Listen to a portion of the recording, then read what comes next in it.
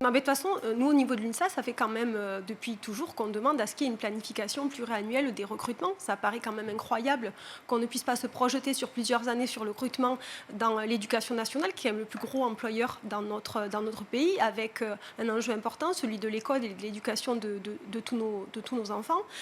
Donc, il y aura forcément de recrutement de contractuels à la rentrée. Ce que l'on note, c'est que ces recrutements de contractuels qui concernaient essentiellement, je vais dire, les académies de Créteil et Versailles, ces dernières années, concerne aujourd'hui quasiment tous les territoires parce que la pénurie, elle concerne tous les territoires. Alors évidemment avec des degrés différents parce que le manque n'est pas le même partout.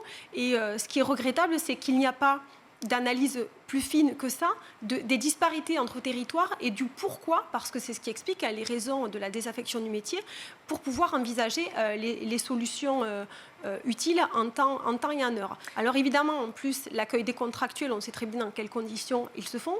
C'est pas forcément toujours le jour de la rentrée, donc ça veut dire à chaque fois des classes qui n'ont pas d'enseignants sur les premiers jours de rentrée, voire les premières semaines. Ça veut dire aussi des fois être parachuté sur une école, sur une classe, sans avoir de formation, sans avoir d'accompagnement, dans des conditions salariales qui ne sont pas du tout satisfaisantes. Bah, vous dites des fois, mais en même temps, quand on est contractuel, il y a 4 jours de formation, on est bien d'accord? Oui, mais c'est...